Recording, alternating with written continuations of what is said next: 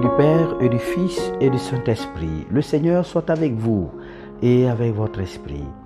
Évangile de Jésus-Christ selon saint Marc. Marc chapitre 13, du verset 24 au verset 32. En ce temps-là, Jésus parlait à ses disciples de sa venue. En ce jour-là, après une grande détresse, le soleil s'obscurcira et la lune ne donnera plus sa clarté. Les étoiles tomberont du ciel et les puissances célestes seront ébranlées. Alors, on verra le Fils de l'homme venir dans les nuées avec grande puissance et avec gloire. Il enverra les anges pour rassembler les élus des quatre coins du monde, depuis l'extrémité de la terre jusqu'à l'extrémité du ciel. Laissez-vous instruire par la comparaison du figuier. Dès que ses branches deviennent tendres et que sortent les feuilles, vous savez que l'été est proche. De même, vous aussi, lorsque vous verrez arriver cela, sachez que le Fils de l'homme est proche à votre porte. Amen, je vous le dis, cette génération ne passera pas avant que tout cela n'arrive. Le ciel et la terre passeront, mes paroles ne passeront pas. Quant à ces jours et à cette heure-là, nul ne les connaît, pas même les anges du ciel, pas même le Fils, mais seulement le Père. Acclamons la parole de Dieu. Louange à toi, Seigneur Jésus. Bien-aimés frères et sœurs, voici l'évangile de ce 33e dimanche du temps ordinaire de l'année B que nous venons de suivre. Eh bien, un seul message plein d'espérance conduit notre méditation, celui de l'annonce du temps de réconfort pour chacun de nous par la présence du Seigneur dans notre monde et dans notre histoire. En effet, cet évangile nous fait entrer dans la grande révélation du projet de Dieu et de son implication dans notre vie. C'est donc l'annonce du temps favorable où le Christ entre dans notre vie et nous donne le pouvoir d'être les grands vainqueurs par sa venue dans notre cœur. Frères et sœurs, à suivre de plus près l'allure et les expressions du passage de l'évangile de ce jour que nous venons de suivre, nous pouvons entrer dans la peur et dans la frayeur, car on peut entendre se résonner des expressions telles que grande détresse, le soleil s'obscurcira, la lune ne donnera plus la clarté, les étoiles tomberont du ciel, les puissances célestes seront ébranlées. Ces expressions sont des expressions de type catastrophique et apocalyptique.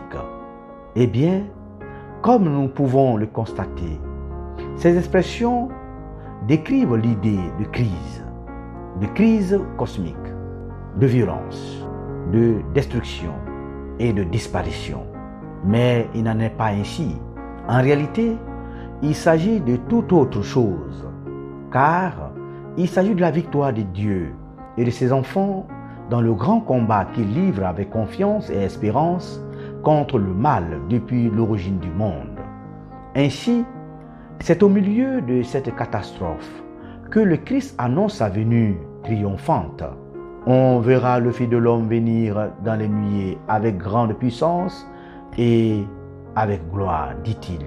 C'est comme pour ainsi dire, tous ceux qui auront été persévérants au milieu des difficultés seront les élus victorieux, d'où l'appel à la vigilance, à la patience, au courage et à la fidélité.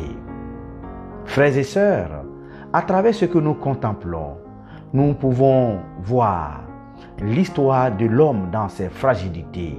Ainsi, nous pouvons y voir notre propre vie pleine de non-sens.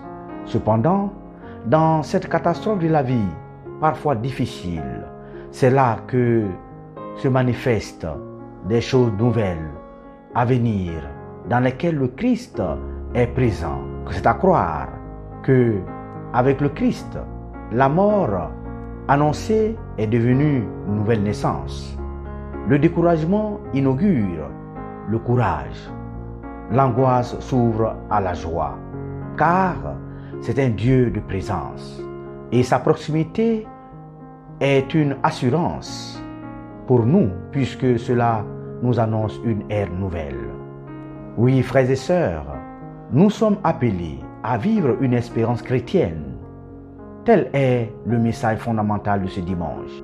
Une espérance souvent mise sous le boisseau dans le monde d'aujourd'hui, y compris chez bien de fidèles chrétiens qui vivent une extrême tristesse, comme des personnes qui ont perdu toute espérance. Alors, mon frère, ma sœur, certainement en ce moment-là même, tu vis une sorte de fin de la vie.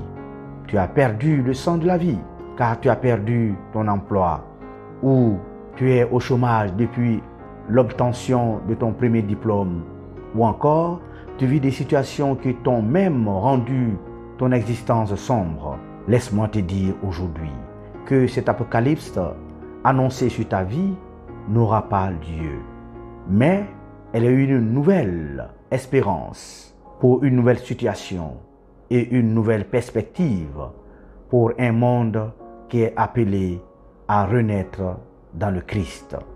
C'est une nouvelle espérance qui doit désormais soutenir notre confiance afin d'orienter ou de guider notre existence vers les lumières divines sans nous laisser assombrir par nos souffrances, nos désespoirs et nos déceptions et même nos découragements. Et puisque le Christ est de toujours à toujours, nous n'avons pas à nous inquiéter des changements de situation de notre vie, mais nous devons y voir un chemin de conversion. Car le Seigneur n'est pas loin de l'homme, mais il s'est rapproché de lui pour le sauver. Ainsi, il nous rejoint de façon manifeste dans les sacrements de l'Église, à travers lesquels il vient nous consoler et nous réconforter par sa présence aimante dans nos difficultés, dans nos désarrois, dans nos détresses et même dans les divers bouleversements de notre vie. Puisse le Seigneur fasse lever son soleil sur nous, afin que nous puissions trouver chaque jour notre joie et notre paix dans notre fidélité, chemin d'amour et de service pour prendre soin de nous et des autres. Amen.